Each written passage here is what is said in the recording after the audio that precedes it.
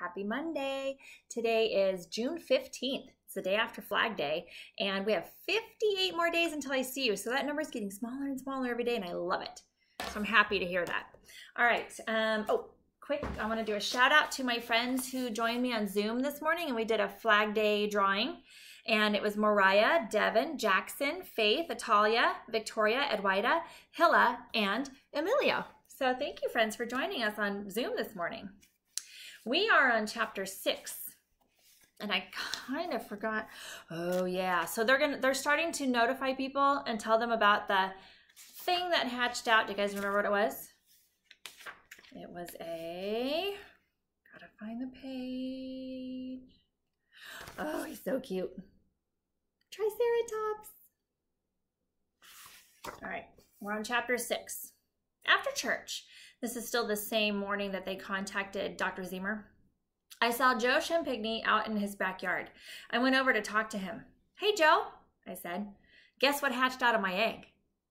A duck? Joe asked. Nope. A turkey? Nope, I'll give you a hint. It's got 4 legs. All right, so he's thinking now. Joe's thinking. Joe looked at me and wrinkled up his face. 2 ducks? I could see he wasn't going to get anywhere that way, so I just told him, it's a dinosaur. A real little live dinosaur. What do you think of that? Go on, Joe said. Who are you kidding? Honest, it is. Come on over and look at it. It's got little horns on its face and everything. We went across the street into our backyard and squatted down by the dinosaur nest. Joe didn't see him at first, but then his eyes got accustomed to the dark. Jeepers, it's a big lizard, he said, kind of drawing back a little bit. You mean that all came out of that egg? Is it poisonous? He looks poisonous to me.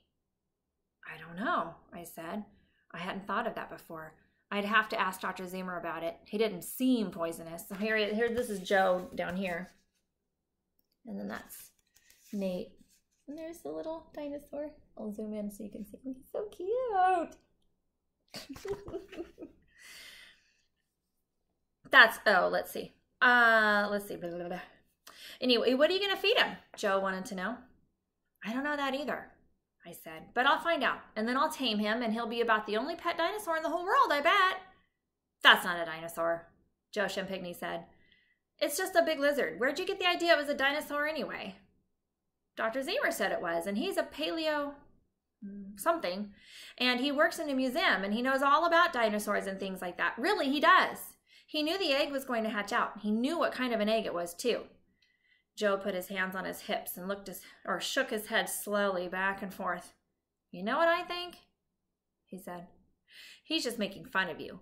These summer people think they're awful smart. And they think that just because we live up here in Freedom, New Hampshire, that we don't know anything. They think we're all suckers for jokes like this. That's what my dad says. Just then, we heard Joe's mother calling him. Jeepers, Joe said. I forgot all about the stove wood. See you later. I didn't agree with what Joe said about Dr. Zemer. He didn't look like the kind of man who would play a trick like that. And he looked too excited when he first saw the thing. And he sent a telegram to Washington, too. Or at least, he had us send one. After dinner, which would be lunch, Dr. Zemer drove up in his car. He walked out to the backyard where I was sitting watching the dinosaur. Hello there, Nate, he said. How's our little freak? Still lively? He bent down and looked inside the box to make sure for himself. Yes, sir, he looks fine. Probably hungry, too. We'd better get him his first meal, Nate. What does he eat? I said. Do we have to feed him milk out of a baby's bottle? Dr. Zemer laughed at that. Oh, no, Nate. We don't have to bottle feed a dinosaur. You see, dinosaurs are reptiles like snakes and turtles. And when they hatch out of the egg, they're all ready to eat the same kind of food that adults eat. The kind of dinosaur the Triceratops is a grass eater. So all we have to do is keep him supplied with grass or leaves or lily pads or lettuce and a few small pebbles every now and then. Pebbles? I said. Does he eat pebbles? Do you guys know what pebbles are? They're like little rocks. Dang it. I wish I have one in my classroom that I would love to show you, but of course I can't get it. Dr. Zemer smiled. What kind of teeth does a chicken have, Nate? It doesn't have teeth, I said. They just have little stones in their gizzard. Oh, you mean a dinosaur has a gizzard like a chicken? Some of them do. When scientists dug up dinosaur bones, they sometimes found a pile of smooth stones right in the middle of the dinosaur skeleton. They didn't know what they were at first, until it suddenly dawned on them that they were gizzard stones. Some of the stones were as big as a man's fist. So I actually have one. There was a teacher whose husband collected things, and she had it sent to her. And when she retired, she gave it to me. And every time you touch it, it's smooth and kind of oily every time. And I've had this rock for probably 20 years. So it's kind of cool, but it's in my classroom. Okay. Seems kind of funny for an animal to have a gizzard, I said. No funnier than a chicken to have one, is it? Well, let's try him out on some grass and some leaves and see which he likes better. We picked some maple leaves from the tree in the yard, and I got a handful of grass from outside the fence. We put them down in 2 piles, grass in one and leaves in the other. And we carefully put the nest box on its side so the dinosaur could come out if he wanted to. Then we sat down and watched. The little dinosaur saw the piles of food, I guess, because he started right out after them. His legs looked kind of weak at first, and he stumbled around a little. When he came out into the sunshine, he blinked, but he kept right on going. The first pile he came to was the grass. He put his head right down into that green grass and started swallowing away at it. Yeah, I guess he likes grass all right, I said. The little fellow kept right on swallowing until the handful of grass was all gone. All that was left was a blade of grass hanging out of the corner of his mouth, which he hadn't noticed yet. Then he wobbled over to the pile of leaves and started in on that. I guess he likes leaves too, Dr. Zemer said. Look at him eat, will ya? He's just about finished it up already. And here's a picture of him eating. He's so cute. He looks kind of skinny there, so he needs to start eating.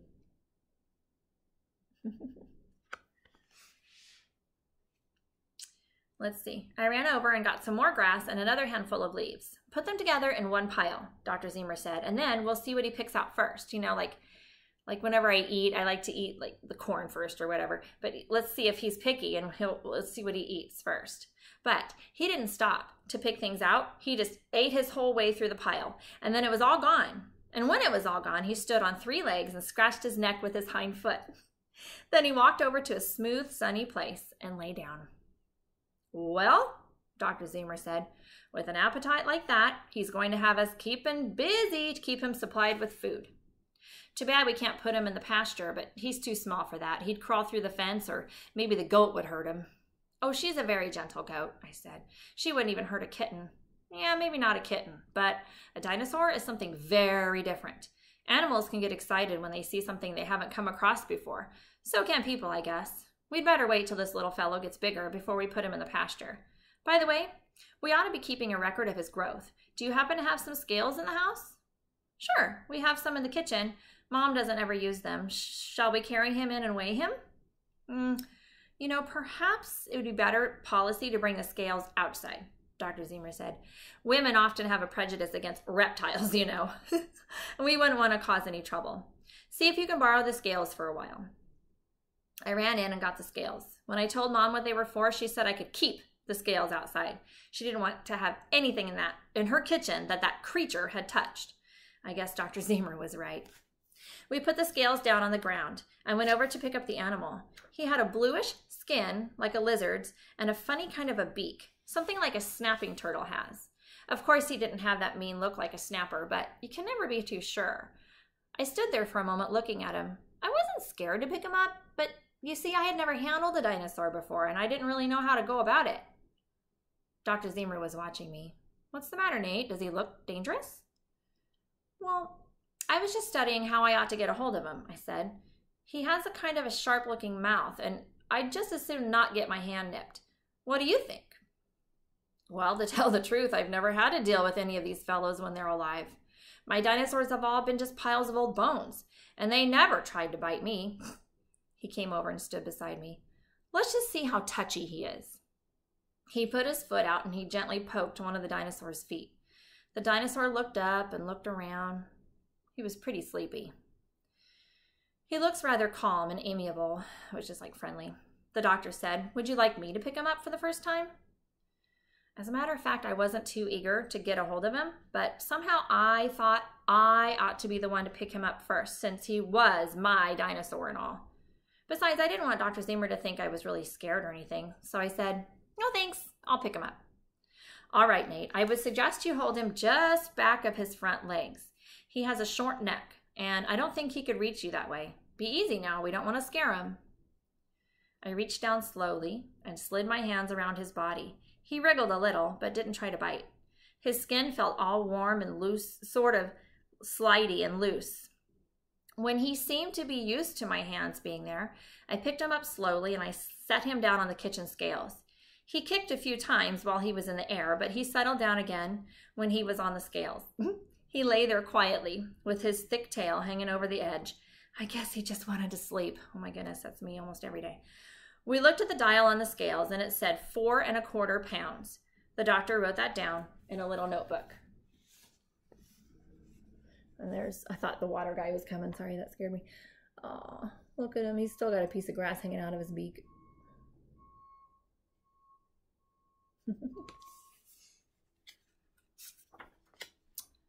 Oh, let's see. Of course, he said this is not his original weight. We'll have to approximate that because they fed him already, right?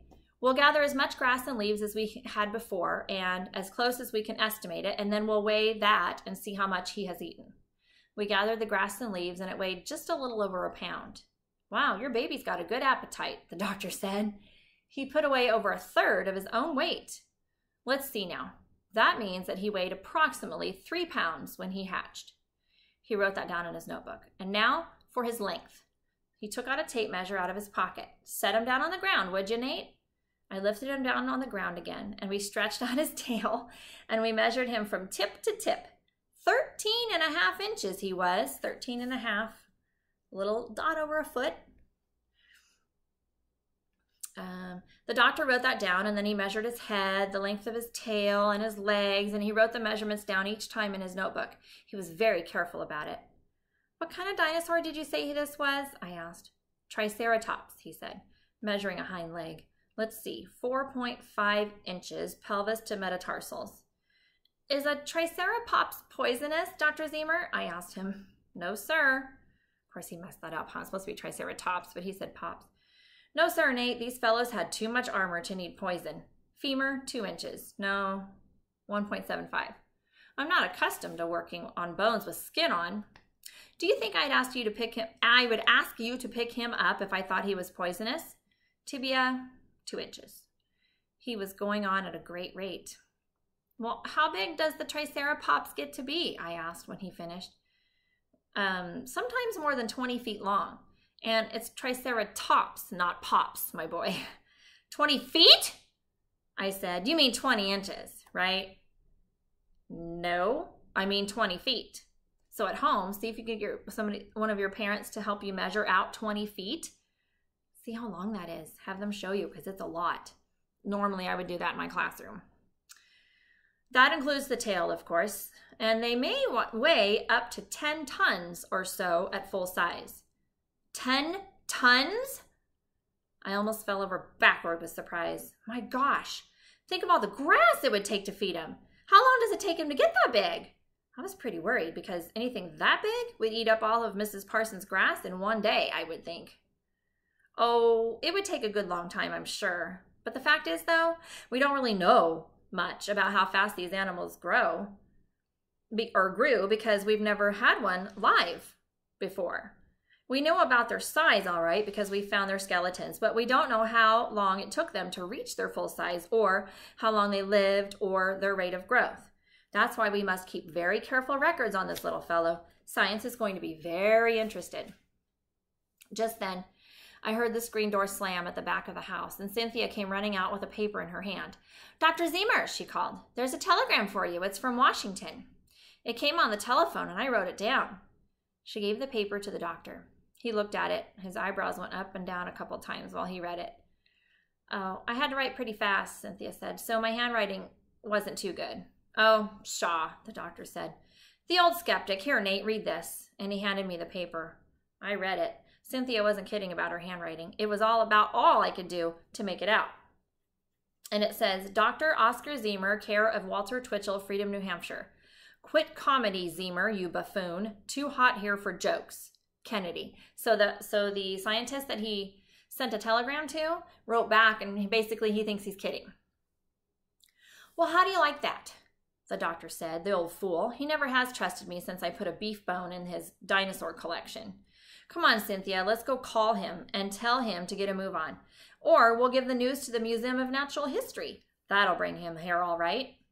They went into the house and sat down under the maple tree in the shade. No, I sat down under the maple tree in the shade. It was awfully hot in the sun. Pretty soon, Joe Champagne came along and sat down with me. How's your lizard, Nate? He said. It's not a lizard. It's a dinosaur. Betcha it isn't. I asked my pop about it. He said there wasn't any such thing as dinosaurs. He said nobody ever saw one. Some crazy scientists found a lot of old bones and they just made up all that business about dinosaurs out of their heads. There were 2 dinosaurs, I said.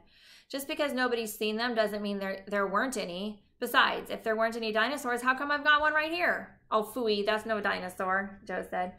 Sorry, I'm going to sneeze. Sorry. Sorry, I was almost done too. It is too. It's a triceraclops or something like that. And if a triceraclops isn't a dinosaur, I'd like to know what is. Phooey, Joe Champagne said. Sometimes Joe's an awfully hard guy to argue with. That was a longer chapter. All right, chapter 7 will be next time, and I will see you guys later. Have a happy day. Love you. Bye.